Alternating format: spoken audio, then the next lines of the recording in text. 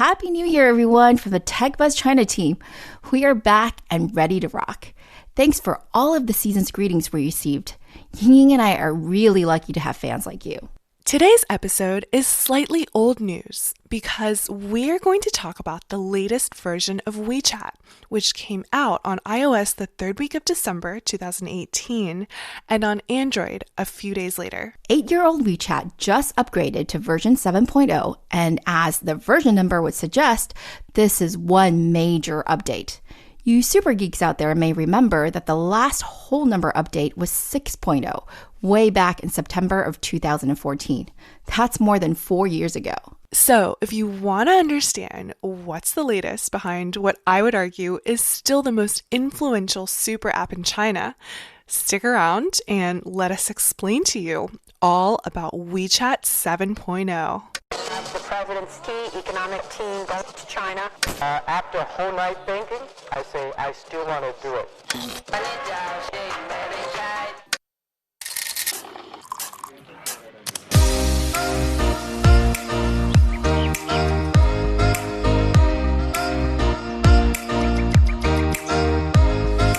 Hi, everyone. We are TechBuzz China by Pandaily, powered by the Sinica Podcast Network. We are a weekly podcast focused on giving you a peek into what's buzzing within the tech community in China. We uncover and contextualize unique insights, perspectives, and takeaways on headline tech news that don't always make it into English language coverage, so you can be smarter about the world of China tech. TechBuzz China is a part of pandaily.com, an English language site that tells you everything about China's innovation. I'm one of your two co-hosts, Ying-Ying Liu. And I'm your other co-host, Ray Ma. We'd like to acknowledge our partners, Steel Street Asia and SubChina, creator of the Sinica Podcast Network. In addition to TechBuzz, you can also find Sinica, which covers current affairs, New Voices, a podcast on women, the business-oriented China Econ Talk, and the Caixin Sinica Business Brief from China's leading business magazine. We'd also like to give a belated shout-out to some of our longtime listeners. That's Wesley Shi, Turner Novak, Arthur Attal, Sebastian J. Park, and Su Kong Lee. And now for a small announcement for listeners in the Bay Area. A record $69 billion went to Chinese tech startups in 2018.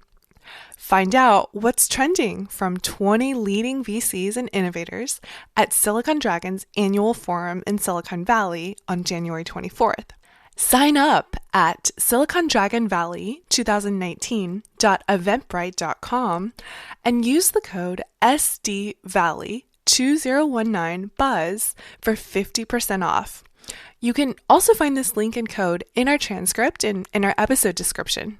And one last thing before we get started, if you enjoy listening to us, please take the time to leave us a rating or review on iTunes, Facebook, or wherever you get your podcast.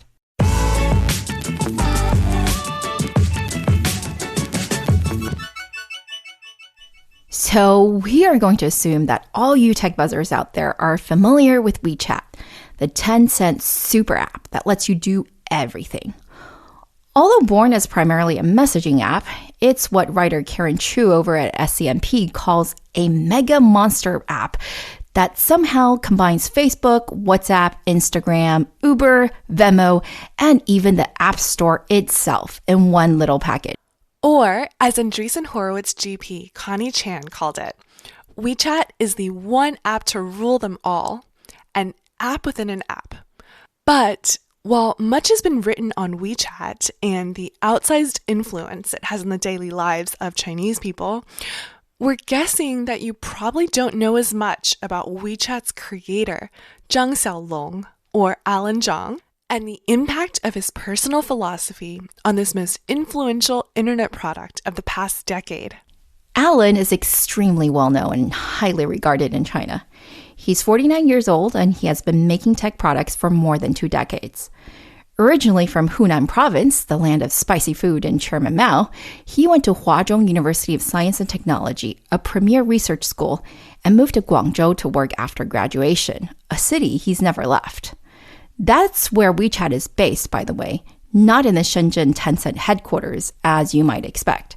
The first successful product he created is Foxmail, which was the most popular email program in China in the late 1990s into the early 2000s. The story goes that Qihoo founder Zhou Hongyi met Allen, whose product sense was already legendary, and deemed him too innocent, 太单纯了, to be successful in business. The evidence was the following. Supposedly, whenever someone on the Foxmail team suggested paths for monetization, Allen would respond with a long, sullen silence, followed by the question, why do we have to do that? We have users. We have passion. That's all we need. 有用户,有情怀. And yet, users and passions alone don't make a company, which is presumably why Foxmail could not survive on its own and was sold for a few $1 million to a larger company just 3 years after launch. 5 years after that, in 2005, Tencent hadn't forgotten about the genius of Allen and his team, and so came and acquired the Foxmail assets. Of course, the real deal was that Allen joined as the head of Tencent's R&D center. And surprise, his first project was to lead the Tencent QQ Mail team, which he did until 2010 when he began working on WeChat. Legend has it that Allen sent a late-night email to Tencent CEO Pony Ma when he noticed that the Canadian app Kick Messenger amassed its first million users in just 15 days. This is a story that Allen confirmed publicly yesterday. Allen proposed that Tencent make something similar because he saw this kind of mobile-based instant messaging as a threat to Tencent's flagship product, QQ Messenger.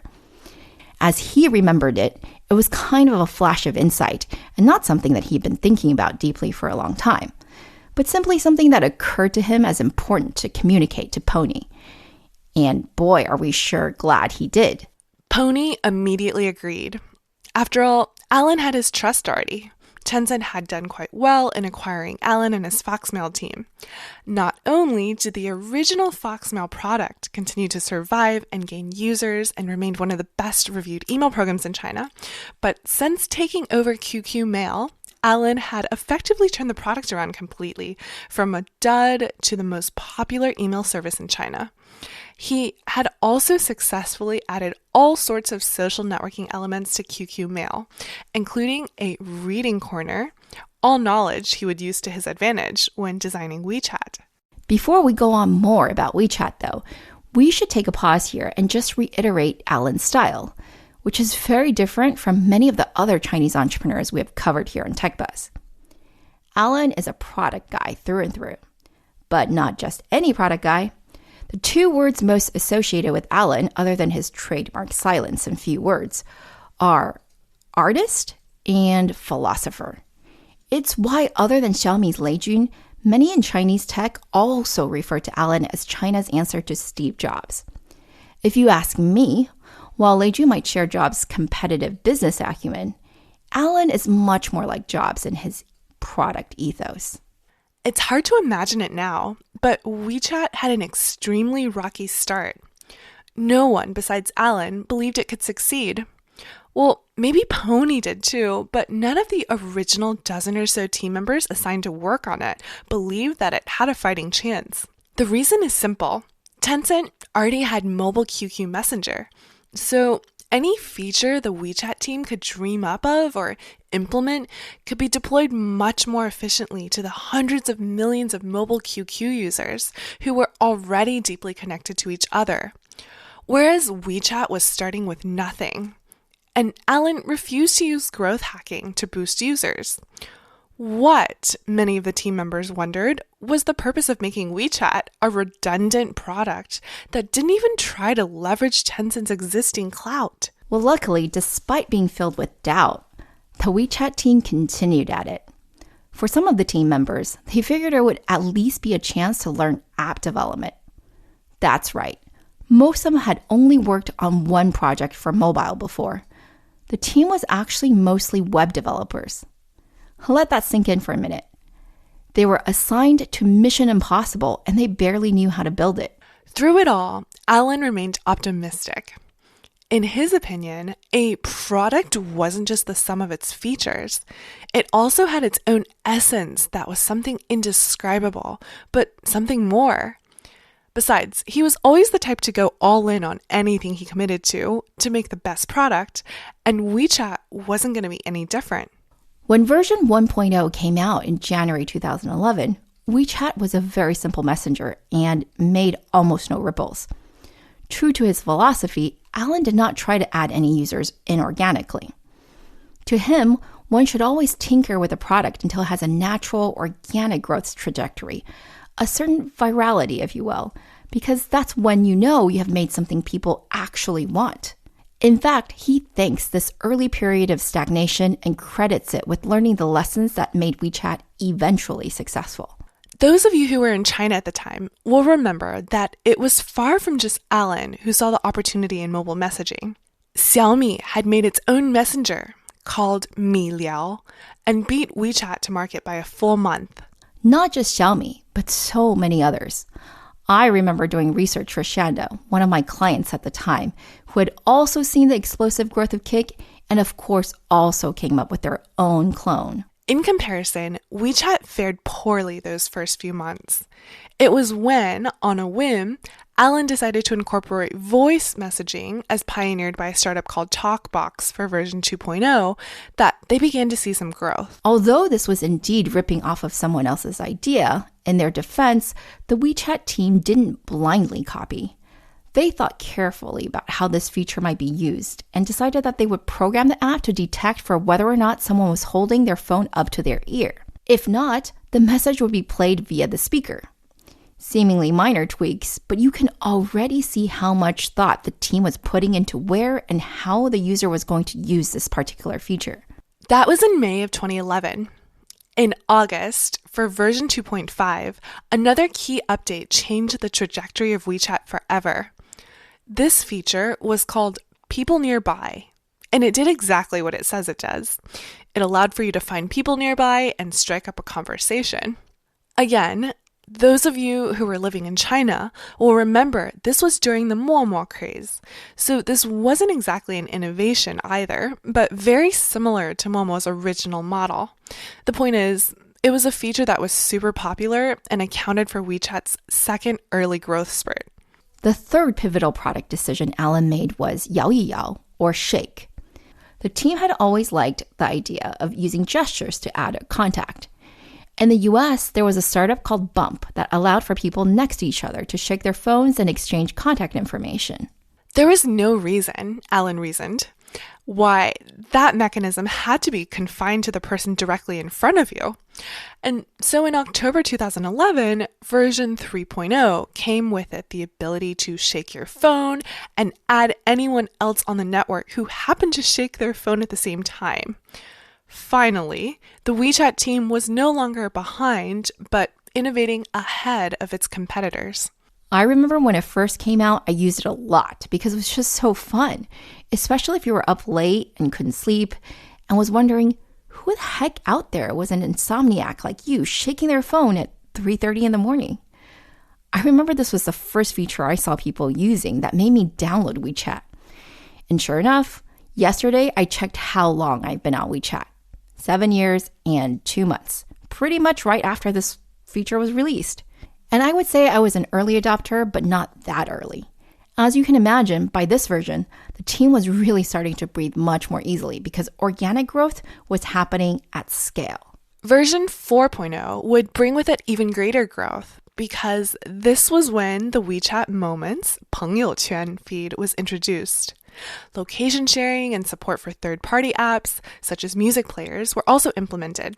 For those of you who love to geek out about product, you'll notice that unlike many other social media feeds, WeChat Moments are purely chronological and do not sort by relevance or popularity. We'll reiterate this again later, but for Allen, the point of WeChat is to let the user live their life, whether that means to pay their bills or just connect with their friends, and not to optimize for session length or other engagement metrics. He actually wants people to use WeChat to connect offline.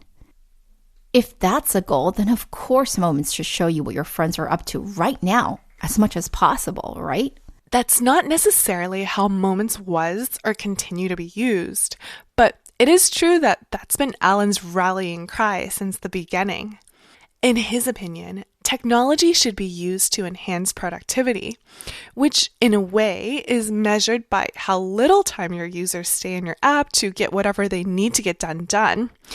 It never made sense to him that session length was to be as long as possible, because isn't that the antithesis of being productive? Last night, Allen brought this philosophy up again and addressed another often asked question about WeChat, which is why it doesn't have read receipts like many other messengers. In Allen's mind, the best messenger allows you to send a message and forget about it until you receive a reply. Having you sit there and wait to see if it was delivered and read is a waste of the sender's time. So do you guys get it now? Are you understanding through these examples of real product decisions what kind of person Allen is? If I had to sum it up in one sentence, Allen is an idealist who cares about how to improve his users' lives more than profit or any other business metric. I know many entrepreneurs claim to have their users' best interest at heart, and I'm not saying that Allen necessarily makes all his decisions this way, but there's a compelling amount of evidence that, unlike the company that everyone loves to hate these days, Facebook, that this is true, at least a good portion of the time. Yeah, Allen really wants you to consider WeChat to be a tool to help you sort out your life, like a trusted friend. And here's yet another example of how he stays true to that vision.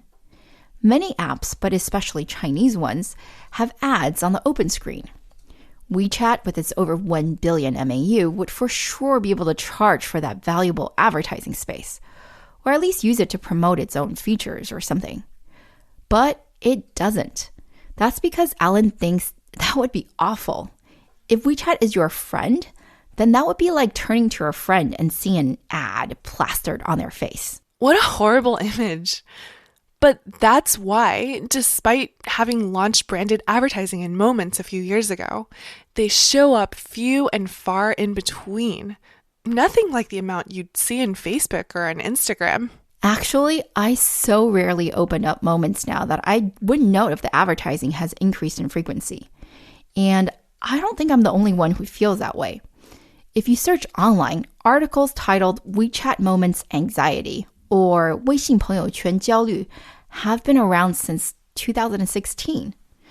In 2018, a People's Daily editorial further criticized how fake everyone was and how deliberately people cultivated their online personas through WeChat Moments.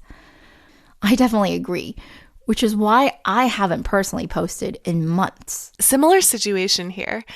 I only post every few months now, and even my mom made it a New Year's resolution to stop checking her Moments so much because it just makes her anxious. Well, obviously, Allen saw these critiques as well.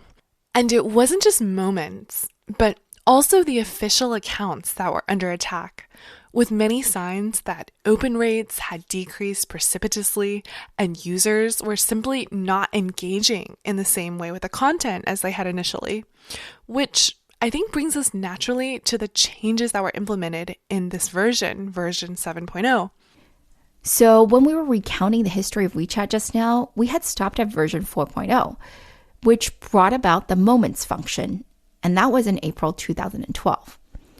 About a year and a half later, 5.0 was launched, and with it came sticker stores, voice-to-text, barcode scanning, etc. About a year after that was version 6.0, and users could now have the ability to send videos and chat, as well as have access to an improved game store. Somewhere between 5 and 6, the red packet function went live, and it was actually only 2 years ago that mini apps, or 小程序, came online. But as we mentioned before, it's actually been over 4 years since 6.0 was launched. So what has changed in 7.0? Well, for one, the color palette changed. Before, WeChat had more of a grayish background, but now in 7.0, it's almost white. This drew the ire of a lot of users, actually, who didn't like the more flattened look. Although, as others noted, it's very Apple or iOS-like in terms of its design sensibility. But that didn't stop some stubborn users who were so unhappy with WeChat 7 that a bunch of guides popped up on the interwebs on how to roll back your phone to an earlier version using third-party download sites. And for another, as we already mentioned earlier, there were major changes to how content was to be shared for both video and text.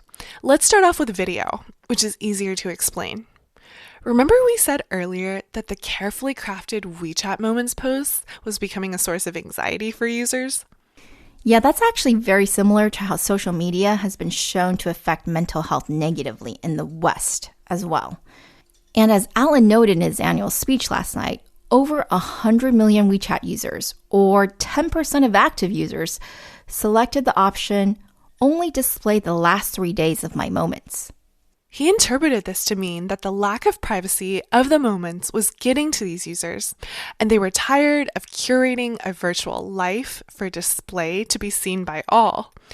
As contact lists get larger and larger, I'm at almost 3,000, he thought moments were more like a busy public plaza where lots of people pass through, and it can be quite intimidating to be constantly broadcasting about oneself, which is why people start crafting personas instead of staying authentic. This was also the same speech, by the way, in which he said Twitter is a great product, presumably because tweets are as ephemeral as they get, and maybe there's less self-consciousness associated with that.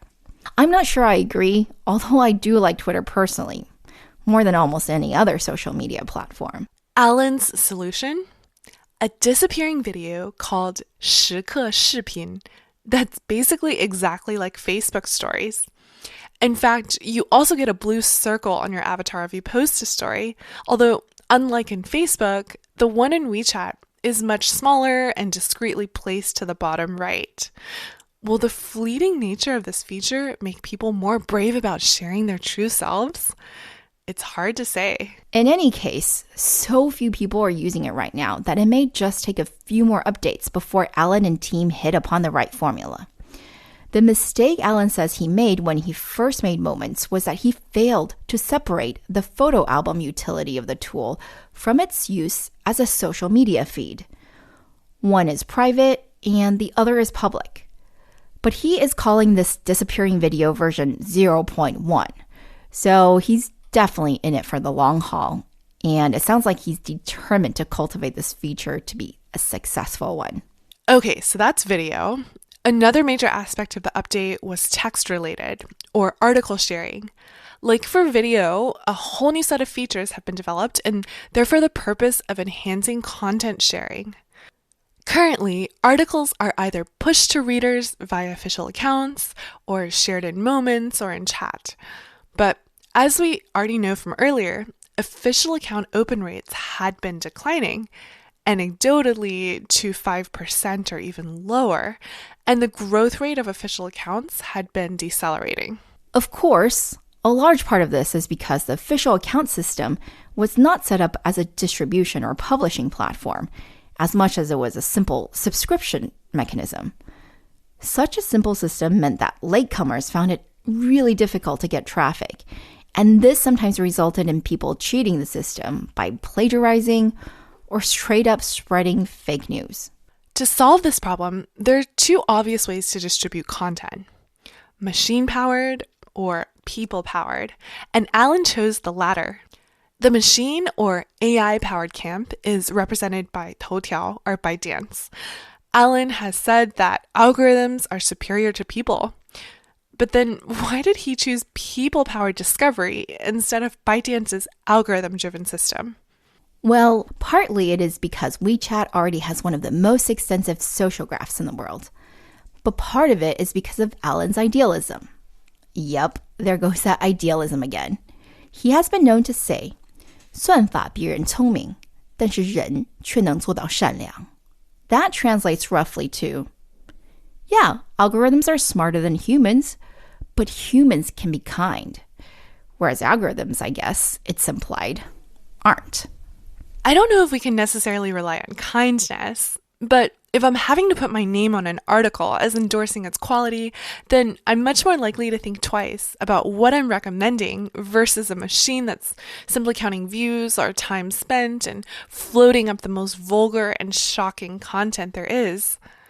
And that's exactly how 好看, which really should be translated as good recommended reads, works. Although it shows up in English WeChat as simply the word wow. Instead of a thumbs up or a heart like on most other social networks, the symbol for wowing an article is a 6-sided star, which I'm assuming represents the 6 degrees of separation. In addition to clicking on the star and affirming your endorsement of the content, you can also write a comment with more detailed viewpoints. So far, I definitely find myself discovering some really interesting stuff from my friends, but also a lot of junk I'm not interested in. So it remains to be seen whether or not social graphs and interest graphs really do overlap that neatly.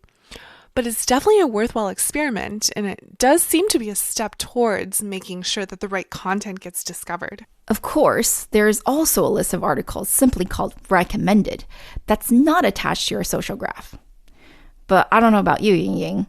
I personally rarely open that up because it seems to be mostly lowest denominator content and has really little overlap with my personal interests. Me neither.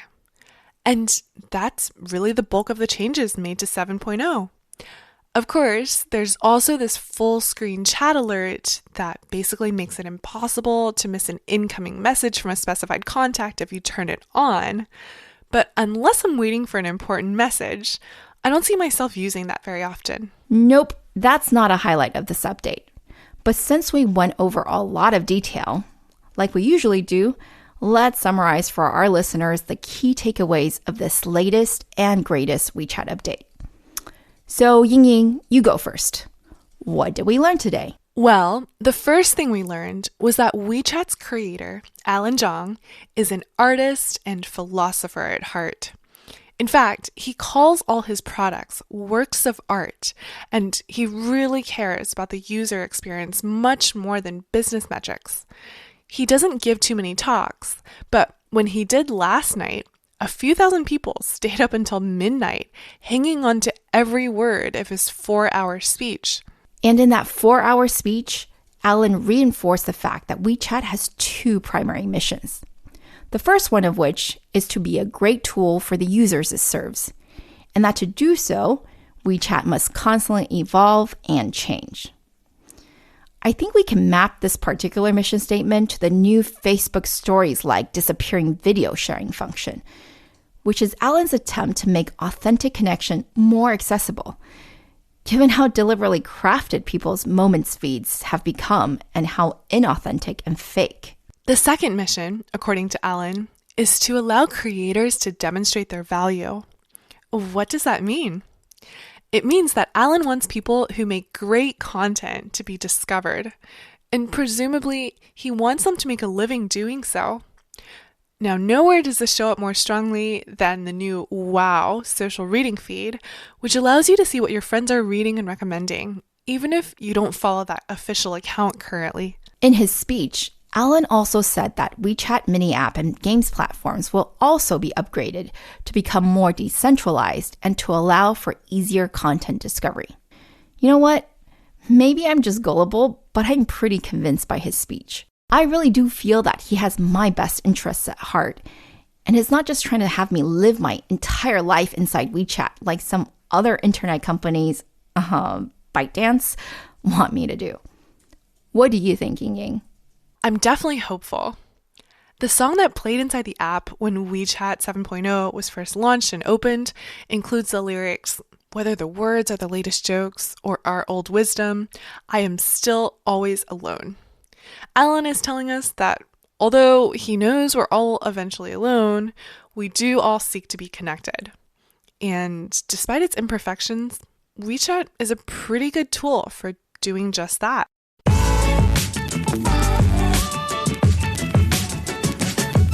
Okay, that's all for this week, folks. Thanks for listening.